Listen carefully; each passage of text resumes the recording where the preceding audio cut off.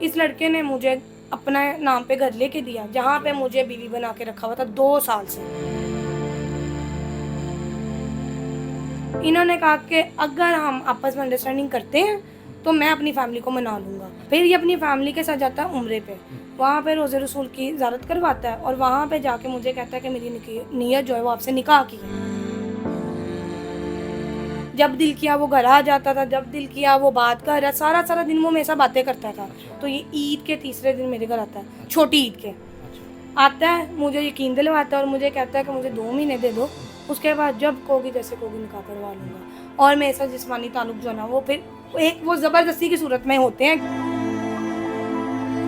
2 साल तक आप उसके साथ रहीं, वो आपके साथ रहा। इस दौरान आप लोगों के जिस्मानी ताल्लुकात भी बने, सब कुछ हुआ बगैर निकाह के, बगैर शादी के। इनकी अपनी फैमिली पुलिस वाली है, तो वहाँ से प्रेशर आया पहला मुझे ब्लैकमेल का।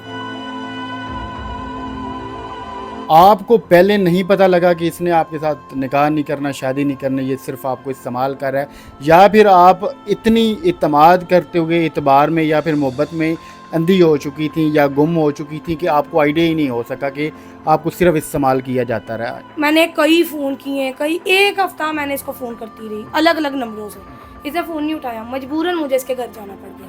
ये बंदा खड़ा होकर मुझे कहता है मेरा दिल भर गया तुमसे, तो लिहाजा मैं निकाह नहीं कर सकती। पुलिस 10 दिन तक मुझे प्रेशराइज करती है कि पर्चा वापस ले लो, जबकि पुलिस ने पैसे खाए हैं। अस्सलाम वालेकुम, मैं हूं ज़ुबैर वन। मेरे साथ ये जो लड़की बैठी है, इसकी एक ऐप के ऊपर लड़के के साथ दोस्ती होती है और फिर वो लड़का इसको बार बार शादी करने का कहता है और साथ साथ मुबैना तौर पर इसको बग़ैर शादी किए इस्तेमाल करता रहता है। आज नौबत ये आ गई है कि ये बेचारी अदालतों के दरवाजे खटखटा रही हैं और फिर ये मजबूरन इस तरह मीडिया के ऊपर आई हैं ताकि और लड़कियां ऐसे अमीर ज़ादों के झांसे में ना आए। तो इनकी पूरी कहानी है क्या, किसने इनके साथ धोखा किया, कैसे इनके साथ ये सारा मामला हुआ, आइए पूरी बात इनसे जानते हैं। आपका क्या नाम है? अरूज फातिमा। क्या हुआ आपके साथ, कैसे आपकी दोस्ती हुई? सर मेरी एक मैरिज ऐप पे इस बंदे के साथ दोस्ती होती है, निकाह के ब्याह पे ही हमारी बात होती है। इस लड़के का नाम तैमूर अहमद है, अजमेर टाउन का रहने वाला और कपड़े का कारोबार करता है। हमारी 1-2 दफ़ा कॉल पे बात होती है, फिर हम फिज़िकली जो है सामने मिलते हैं और अपना तारुफ कराते हैं, अपने बारे में बताते हैं एक दूसरे को। मैंने इनको पहले दिन ही क्लियर बताया था कि मेरा एक बेटा है, मैं पहले डिवोर्स हूँ और क्रिश्चियन फैमिली से मुस्लिम हुई हूँ, जो कि मैंने प्रोफाइल पे भी पूरी डिटेल डाली हुई थी। इन्होंने मुझे कहा कि मैं अपने घर का एक इकलौता बेटा हूँ, मैं अनमैरिड हूँ और मेरी जो है ना फैमिली में सिर्फ मैं ही बड़ा हूँ। मेरी अम्मा अब्बा जो है वो कुरान हाफिज़ है, अम्मा मेरी कुरान की तालीम देती है, अब्बा जी हाजी और साथ गारमेंट्स का काम करते हैं। मैंने इनसे पहला सवाल ये किया था कि आपकी फैमिली मुझे एक्सेप्ट करेगी, क्योंकि आप गवार हैं और मैं मैरिड हूँ, एक बेटा भी है, बेटा नहीं मैं छोड़ सकती अपना। इन्होंने कहा कि अगर हम आपस में अंडरस्टैंडिंग करते हैं तो मैं अपनी फैमिली को मना लूँगा, अगर आप मेरा साथ देती हो। तो इस बात पे हमारी बात हुई, कुछ टाइम हमारा गुजरा, हमारी अंडरस्टैंडिंग हुई, मैंने अपनी फैमिली से मिलाया। फैमिली मेरी कहा कि ठीक है, अगर लड़का कहता है तो ठीक है, अपने फैमिली को भेजें। इस लड़के ने कुछ, क्योंकि मैं घर से पहले सेपरेट थी, इस लड़के ने मुझे अपना नाम पे घर लेके दिया, जहाँ पे मुझे बीवी बना के रखा हुआ था 2 साल से। बीवी बनाकर इसका मतलब है कि शादी हो गई थी आपकी? नहीं, निकाह नहीं हुआ था, निकाह के बिना ही बीवी बना के वहाँ पे रखा हुआ था। अच्छा। क्योंकि घर का एग्रीमेंट इस लड़के के नाम पे था कि यहाँ पे अब किसी को पता ना चले, क्योंकि वो कभी भी आए जाए, कोई रोके ना, पूछे ना कि क्या मामला थे, क्योंकि मेरे साथ बच्चा भी था एक। तो वो उनको ऑनर को ये कहते हैं कि भाई मेरी जॉब जो इस्लामाबाद में है, तो मैं महीने में या हफ्ते में 1-2 दफ़ा आता हूँ। मैंने अपनी फैमिली से चोरी निकाह इसके साथ किया हुआ है, मैं क्योंकि अपने माँ बाप का एक इकलौता बेटा हूँ, तो कुछ अर्सा इसको रखने के बाद मैं अपनी फैमिली को मिला के इसको ले जाऊँगा। तो ऑनर ने ज़्यादा पूछताछ नहीं की, क्योंकि बेटा था मेरे साथ, उनको था कि ये बच्चा इसी का है, हमने उनको शो ही नहीं कराया था। उसके बाद जो ना ये मामला चलते रहते हैं, चीज़ें होती हैं। उसके बाद ना इस बंदा जाता है उम्रे पे, हमारे बीच में थोड़ी सी बहस होती है निकाह को लेके कि भाई कितना टाइम गुजर गया, अब करना क्या है, यहाँ तो ख़त्म करते हैं, यहाँ नहीं समझ आ रहा तो आप मुझे बता दो। ये इस दौरान कितना अरसा गुजर चुका था? कोई 4 से 5 महीने गुजर चुके हुए थे। इन 4-5 महीनों में उसने आपको घर में रखा हुआ तो था, लेकिन निकाह या फिर शादी वाली साइड पे नहीं आ रहा था? नहीं, बिल्कुल नहीं आ रहा था। उसमें पहली दफ़ा हमारी आपस में लड़ाई हुई इस बात को लेके। फिर ये अपनी फैमिली के साथ जाता है उम्रे पे, वहाँ पे रोज़े रसूल की ज़ियारत करवाता है और वहाँ पे जाके मुझे कहता है कि मेरी नीयत जो है वो आपसे निकाह की है, जो कि मेरे लिए भी बहुत बड़ी बात थी। मैंने उसके बाद इस बंदे पे कभी शक ही नहीं किया कि ये मुझसे निकाह नहीं करेगा या इस तरह नहीं होगा, क्योंकि उसके बाद हमारे जिस्मानी ताल्लुक भी कायम हो गए। क्योंकि इसने मुझे वो पूरा एक यकीन दिलवा दिया था कि मैं छोड़ के नहीं जाऊँगा तुम्हें, कि मैंने इतनी बड़ी कसम खाई हुई है। तो वो मेरे लिए अभी तक एक इतनी बड़ी कसम खा के एक बंदा झूठ नहीं बोल सकता। आप एतबार में आ गए? एतबार में आ गए, क्योंकि एक जो तरीका का था वो 24 घंटे कॉल पे रहना, जब दिल किया वो घर आ जाता था, जब दिल किया वो बात कर रहा, सारा दिन वो मेरे साथ बातें करता था, जिसमें कभी डाउट ही नहीं हुआ कि ये बंदा जो है वो इस तरह की चीज़ करेगा। उसके बाद हमारी फिर एक मिसअंडरस्टैंडिंग बीच में हुई छोटी सी, ये 5-6 महीने का गैप आ जाता है, जिसमें ये बंदा मुझे कहता है कि मेरे अब्बा जी बीमार है, मैं उनका कारोबार संभाल रहा हूँ। मतलब कि वो गैप जो ना सिर्फ मिलने जुलने का था, फ़ोन पे बात हो रही थी, किराए शराए सब ये ऑनर को दे रहा था। उसके बाद जो है ना कुछ टाइम गुजरा तो ये ईद के तीसरे दिन मेरे घर आता है, छोटी ईद के आता है, मुझे यकीन दिलवाता है और मुझे कहता है कि मुझे 2 महीने दे दो, उसके बाद जब कहोगी जैसे कहोगी निकाह करवा लूँगा।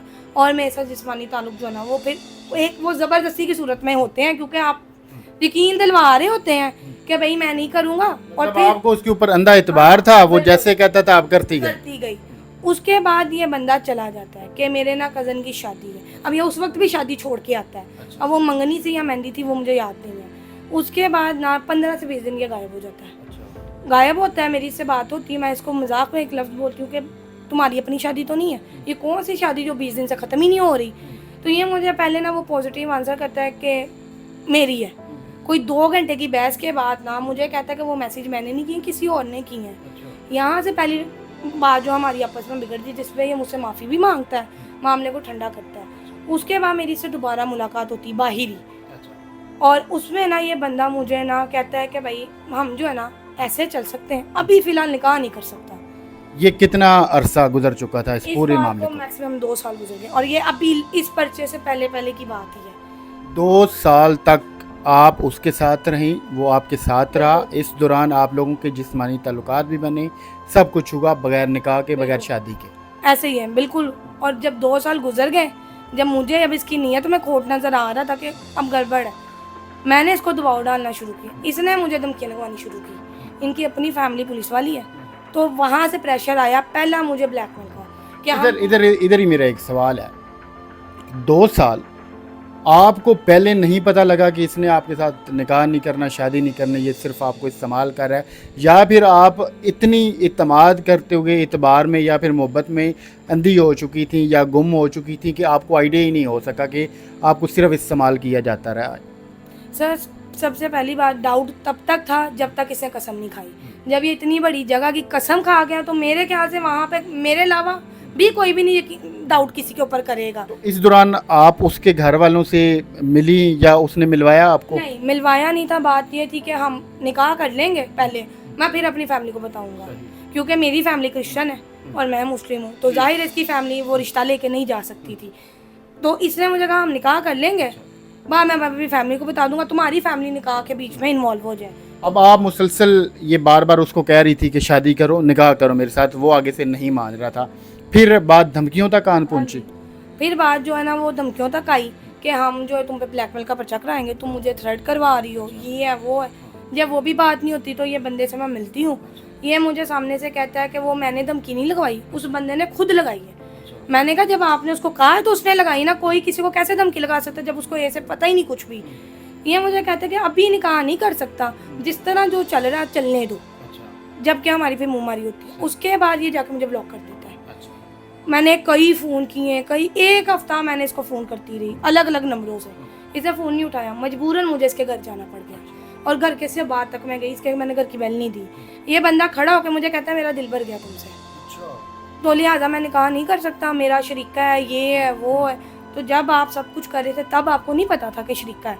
जब आप उस वक्त आपके ऊपर क्या गुजरी जब आपने 2 साल के बाद इस्तेमाल होने के बाद ये लफ्ज़ सुना कि मेरा तुमसे दिल भर गया? सर मेरे लिए तो एक वो मरने वाला मकाम खड़ा हो गया था कि ये कर क्या रहा, पूरी दुनिया में मेरे साथ घूम फिर के बीवी बना के सब कुछ कर कर आके अब मुझे कहना मेरा दिल भर गया। तो आपके माँ बाप ने आपको खिलौना लेके दिया हुआ था कि आप पैसे वाले, अपने घर है, बंदा है पैसे वाला, तो क्या आपके माँ बाप ने आपको खिलौना दिया था, साल 2 साल आपने खेल लिया, अब आपका दिल भर गया, आपने उठा के फेंक दिया। यहाँ पे मुमारी होती है अपने, फिर पुलिस वाले दोस्त को यहाँ कज़न को फ़ोन करता है कि ये मेरे पास आई है, मुझे डरा रही है, धमका रही है। वो कहता है भाई 15 पे कॉल चलो। वो आगे से पूरी फेवर देते हैं कि हाँ। कोई गल नहीं, तू एदी जिंदगी तबाह कर देती है, वेग हाँ। लवांगे, खैर है। और हम इसकी सोसाइटी से जाते हैं, हमें गार्ड रोक लेते हैं, रोकते हैं तो फिर हम उनको थोड़ा सा मामला बताते हैं, वो हमें जाने देते हैं।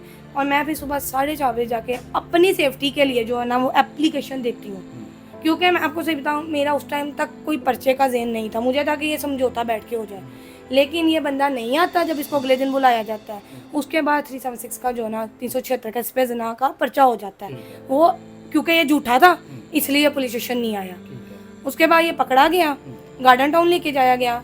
वहाँ पे जाके जो ना लड़का तीसरे दिन अपना बयान दे देता है कि मेरा इसके साथ 2-3 साल से रिलेशन था, हम दोनों शादी करना चाहते थे, मैं इसके साथ ज़िना करता रहा, मुझसे गलती हुई, लिहाजा मुझे माफ़ी दी जाए। अब माफ़ी बंदे के कबूल करने के बाद जो है पुलिस 10 दिन तक मुझे प्रेशराइज करती है कि पर्चा वापस ले लो, जबकि पुलिस ने पैसे खाए हैं। और मैंने वो कंप्लेन भी उनकी की थी। कौन से थाने की पुलिस ने? गार्डन टाउन की। निश्तर थाने में एप्लीकेशन हुई, पर्चा जो है वो गार्डन टाउन में गया, इन्होंने पकड़ा और टोटली उसको फेवर था, वो प्रोटोकॉल में रह रहा है अंदर, क्योंकि वो बड़े बाप की औलाद थी ना, तो वो प्रोटोकॉल में बैठा हुआ था। प्रेशर जो था वो मुझे था।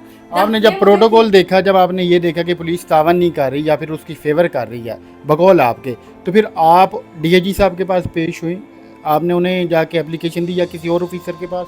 सर मुझे तो इस चीज़ का पता ही नहीं था, क्योंकि इन्होंने ना तो मुझे वकील हायर करने दिया, ना मेरे साथ किसी तीसरे बंदे को ये सीढ़ी चढ़ने पुलिस स्टेशन की देते थे, तो मुझे तो कोई गाइड करने वाला भी नहीं था। इन्हीं के चक्कर में, इन्हीं के प्रेशर में जो है वो मैंने मेडिकल के लिए भी मना कर दिया कि इन्होंने मुझे जांचा दिया हुआ था कि तुम्हारा मेडिकल में कुछ नहीं आना, और ऊपर से तुम्हारा जब निकाह करा रहे तो मेडिकल की ज़रूरत ही नहीं है। इन्होंने मुझसे वो भी मना करवा दिया। अब आप कहाँ पे खड़ी हैं? सर सेशन कोर्ट में इन्होंने बेल रखी थी, मैंने पूरे 2 साल के प्रूफ दिए हैं, प्रूफ देने के बाद भी लड़के को बेल हो जाती, जबकि वो खुद भी कबूल कर रहा है। पुलिस कार्रवाई क्या करती है कि लड़के का सिर्फ 5 महीने का रिलेशन है, तो जो 2 साल के प्रूफ मैंने दिए हैं वो कहाँ गए हैं? CDR में लोकेशन तो आप वो 6 महीने की दे रहे हो जिसमें वो आया नहीं, जो ईद पे वो मेरे पास आया है या 4-5 दफ़ा हम लोग मिले हैं, वो लोकेशन कहाँ है उसकी? सबसे हैरानगी की बात यह है कि लड़की अपने मुंह से कह रही है कि 2 साल से रिलेशन था, मगर हमारी पुलिस कह रही है कि नहीं जी नहीं, 5 महीना तो रिलेशन थी। अब आप देखें कि ये बेचारी ये चीख के कह रही है कि 2 साल, वो कहना कि नहीं जी 5 साल। तो इधर से आप अंदाज़ा लगाएं, क्योंकि वो अमीर ज़्यादा है, अमीर है, दूसरी तरफ ये बहन बैठी है। बहुत सारी लड़कियां जो कि इन ऐपों के चक्कर में इसी तरह फंस जाती हैं, उनको क्या मैसेज देंगी आप? तो मैं सबसे पहले तो यही अपील करूंगी कि इन ऐप को ना ये बंद करवा दीजिए। यहाँ पे शादी कोई नहीं, सिर्फ जासे है, डेटिंग है, और लड़कियों की इज्जत के साथ खेला जाता है। ये जो अमीर ज़्यादा लोग हैं ना, ये सिर्फ इज्जत के साथ खेल रहे हैं बैठ के, तो ये इसको बंद करवाया जाए और इन लोगों के खिलाफ जो ना कार्रवाई की जाए। आज मैं सामने आ गई हूँ और मैं उन लोगों के लिए भी आई हूँ जो सामने नहीं आए, जिनके साथ ये हो चुका है या अभी भी हो रहा है या करने की कोशिश की जा रही है, तो इनके खिलाफ सख्त से सख्त जो है ना वो कार्रवाई की जाए। हमारी एक तो अपील है अपने पुलिस के आला अफसरान से कि इस लड़की को इंसाफ दिया जाए। आप देखें कि किस तरह उसने इसके साथ 2 साल रिलेशन रखा, खेलता रहा और एंड पे दिल भर जाने का कह दिया और बेफिक्र हो गया, और फिर उसे शायद बेल भी मिल गई है। दूसरी तरफ हमारी अपील है लड़कियों से कि खुदा के लिए ये जो आप ऐपों के चक्कर में आ जाती हैं और फिर वहाँ पर आपको जो वक्ती तौर पर दिखावे दिखाए जाते हैं, बाद में ये अंजाम होता है। तो मिलते हैं अगली वीडियो में। अल्लाह।